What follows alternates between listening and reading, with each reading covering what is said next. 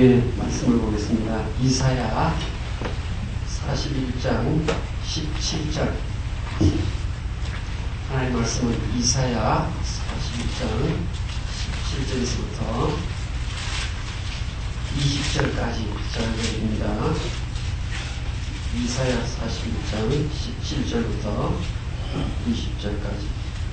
가련하고 가난한 자가 누구를 구하고 무리 없어서 가르치고 그들의 혀가 막을 때 나 여호와가 그들에게 응답하겠고 나 이스라엘의 하나님이 그들을 버리지 아니할 것이라. 18절 여러분 한번 읽어주십시오.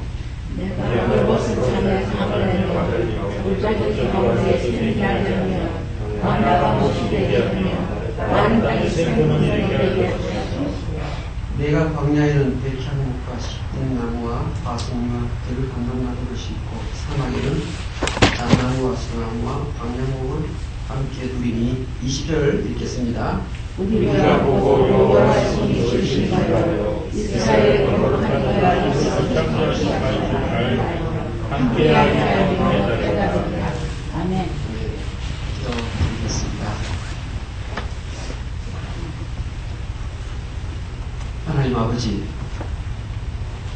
새벽 재단을 쌓아야 되겠다는 아름다운 마음을 주셔서 감사합니다. 마음뿐만 아니라 행동에 옮길 수 있도록, 실천할 수 있도록 능력을 주셔서 감사합니다. 이 새벽에 하나님의 능력의 말씀 머리에서 발끝까지 몸에 체험되는 시간 되게 해주시옵소서. 마음에 아로새겨지는 시간 되게 해주시옵소서. 치유의 능력을 베푸시고 모든 마음속에 간직했던 그 숙제들이 말씀을 듣는 가운데 깨달아지며 풀려지는 역사가 있게 하여 주시옵소서. 예수님의 이름으로 기도하옵나이다. 아멘. 10번 우리 프레이 유카이파 쪽에서 베닝으로 나오는 길이 있습니다. 10번 고속도로, 그러니까 오클랜드 들어가는 쪽으로 해서 빅비어 이렇게 산 아래쪽으로 돌아서 베닝으로 나오는 길이 있는데, 제가 20년 전에도 그 길을 갔습니다. 근데 얼마 전에 그 길을 가보니까 산길인데 단축대로 길을 만들었어요. 전에는 꼴꼴 많이 있었는데 지금은 길이 많이 이렇게 한 10분 정도 단축이 되는 것 같아요. 가만히 보니까요,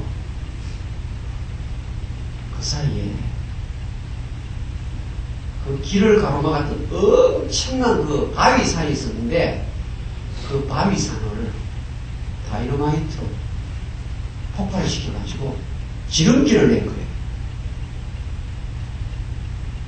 여러분, 그 바위가 그 자리에 있을 때는 이야, 저게 거의 영구하게 퍼먼트 그냥 그 자리에 있을 줄 알았어요. 그런데 도로를 내는 사람이 거기다가 다이너마이트를 설치해가지고 지름길을 내기 위해서 폭발을 시키니까 바위가 움푹 파이고 어디로 갔는지 흔적도 없어요. 무슨 말입니까? 저와 여러분들의 인생에 매월 들어오는 수입은 일정하고, 내가 미국 생활하면서 크레딧 카드를 써서 갚아야 할 빚은 그냥 영구히 그냥 그대로 한 달 한 달 그렇게 메꾸어 가면서 오랜 기간 동안 나에 있을 것이라고 생각을 했었습니다. 그런데 어느 순간 하나님께서 내 인생에 찾아오셔서 은혜를 베푸시는데, 그렇게 영구적이라고 생각했던 것들이 순식간에 해결되는 그런 역사가 제 인생에 있었습니다. 여러분의 세계는 그런 것이 없었나요? 오늘 제가 읽은 이 이사야 41장 8절 여러분에게 읽으라고 말씀을 드렸는데, 이사야 41장 8절을 다시 한번 볼까요? 특이한 표현입니다. 내가, 하나님이죠. 헐벗은 산에 강을 내며, 이 산에 강이 흐른다는 것은 있을 수가 없는 거예요. 골짜기 가운데 샘이 나게 하며, 골짜기에서 샘물이 솟는 거예요. 광야가 못이 되게 하며, 이 사막이 지금 샘이 흐른단 말이에요. 그 다음에 메마른 땅이 샘 근원이 되게 할 것이며,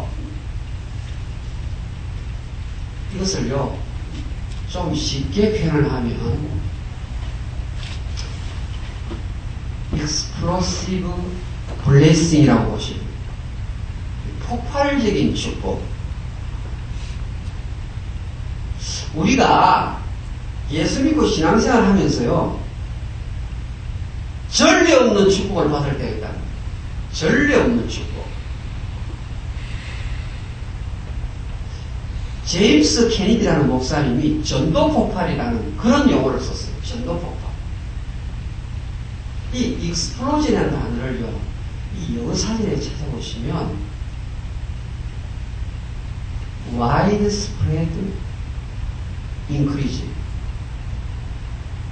꿈에도 생각조차 못했던 a sudden widespread increase, 갑작스럽게 광범위하게 증대되는 현상, 이게 폭발이에요. 하나님께서 그렇게 오랜 기간 동안 머물렀던 그 진 바위들을 한꺼번에 다 날려버리는 거예요. 그래가지고 지름길을 만들어 버리시는 겁니다.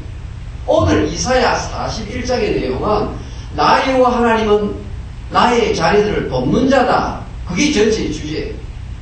하나님이 도우시는 분이시다. 그 말입니다.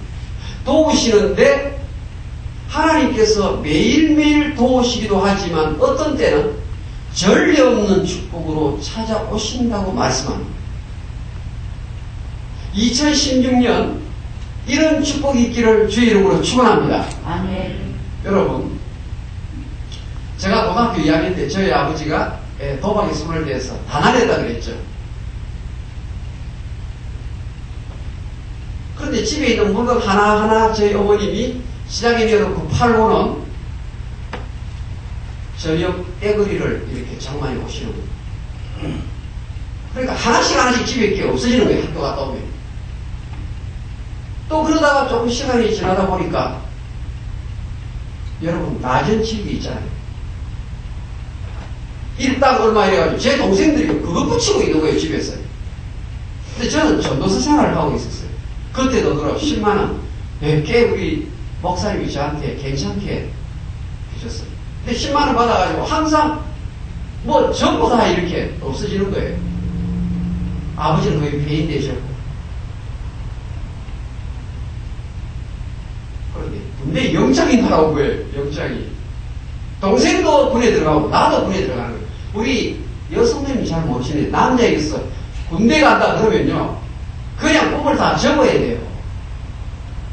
앞길이 막막한 상태에 있는 거예요. 그런데 국방부에서요 저를 보고 군목으로 오라고 통지를 보낸 거예요.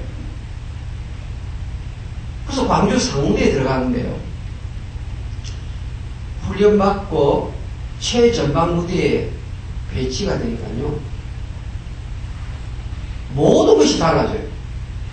여러분 그 당시에요 포니2 자동차가 저한테 나왔어요.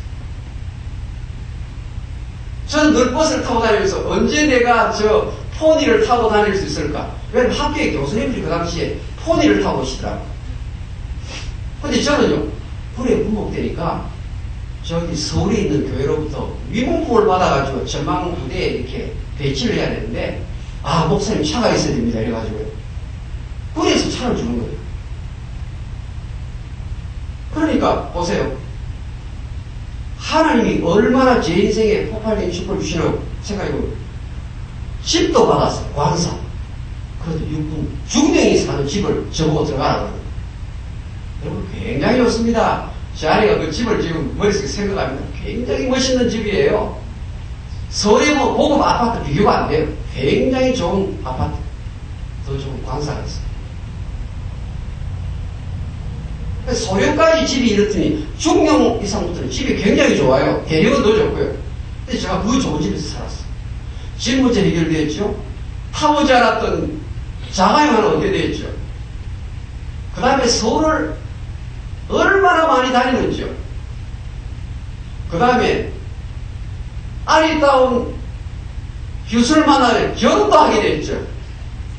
신혼여행도 전두환 대통령이 머물렀던 최고의 국궁 군인 휴양소에 신혼여행을 갔어요. 보십시오. 군대에 장교 월급 나오지요. 교단에서 또 군목수가 한다고 월급을 주지요. 군대 교회에서 또 설교한다고 페이를 주지요. 이야, 하나님께서 제 인생에 그렇게 놀랍도록 바꾸시더라고요. 어느 한순간. 오늘 성경 이사야 41장 8절의 내용이 무엇입니까? 메마른 광야에 샘이 흐르는 거예요. 메마른 광야에 샘이 흐르는 거예요.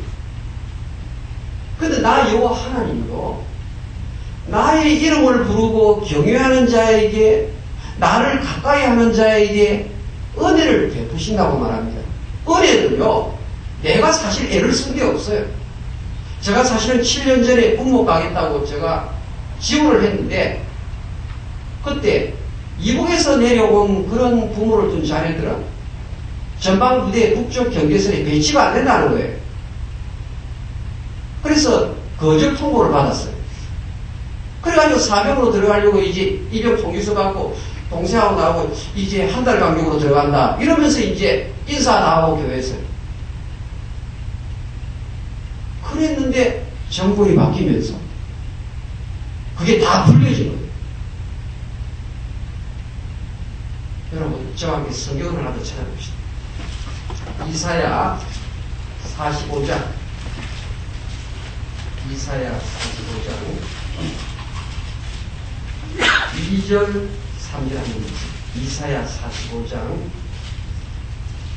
2절 3절 내가 너보다 앞서가서 험한 곳을 평탄하게 하며 농문을 쳐서 부수며 쇠 빗장을 꺾고 내게 흑암 중에 보아와 은밀한 곳에 숨은 재물을 줘.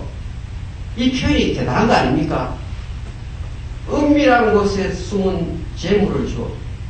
깜깜한 흑암 속에서 내 손에 진주가 잡히는 거예요. 은밀한 곳에 숨은 재물을 줘. 여러분, 예수님께서 마태복음 17장에 보시면요, 예루살렘 성전문을 통과하려고 하니까요, 성전에 표하는 사람이 너희 선생님이 성전 세를 안 내고 자꾸 들어가는데 너하고 너 선생님하고 세금 내라는 거예요. 예수님께서 뭐라고 말합니까? 베드로야, 내 생각에는 어떠하냐? 성전의 주인이 누구냐? 하나님이 아니냐? 나는 하나님의 아들이기 때문에 나는 성전세를 낼 필요가 없는 것이 아니냐?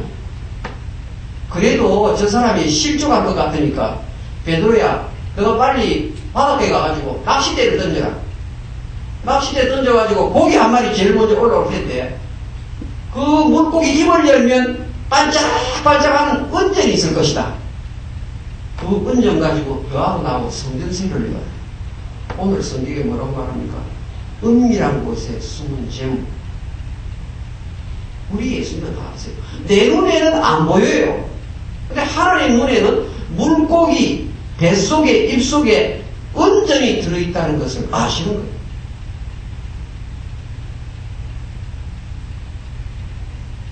하나님은 오늘도 먼저 그의 나라와 그의 의를 구하는 자에게, 먼저 구하는 자에게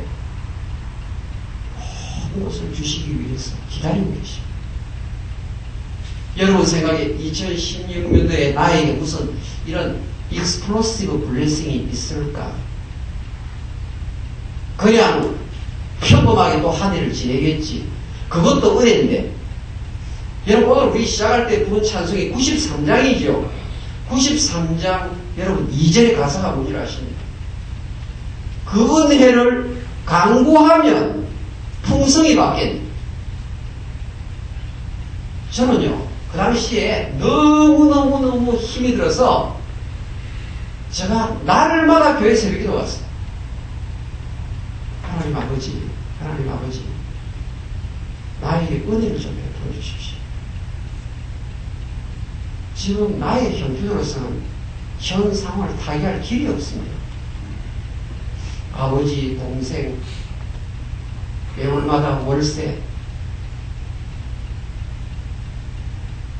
도대체 앞길이 안 보이는 상황이 있어요. 하나님 은혜를 베푸시옵소서.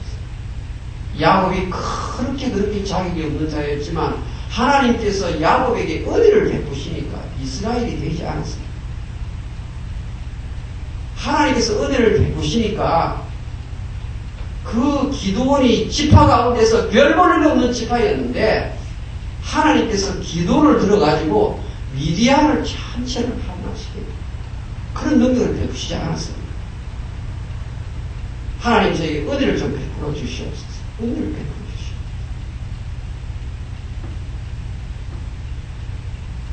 저와 함께 성경 한 구절을 더 찾아봅시다. 시편 27편 13절. 시편 27편입니다.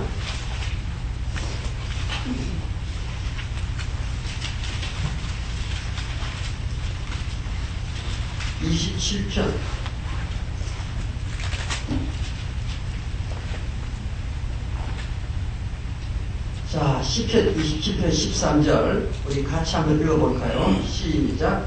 내가 산자들의 땅에서 여호와의 선하심을 보게 될 줄 확실히 믿었도다. 자, 여기요. 자, 이것을 좀 살려보겠습니다. 앞에 그러나라고 적어보세요. 시편 27편 13절. 그러나 나는 살아생전 이 땅 위에서 여호와의 은혜를 입으리라 믿습니다. 다시 말씀드립니다. 그러나 이게 보통 뜻이 아니에요. 그러나 나는 살아생전 이 땅 위에서 여호와의 은혜를 입으리라 믿습니다. 아멘. 기도하겠습니다.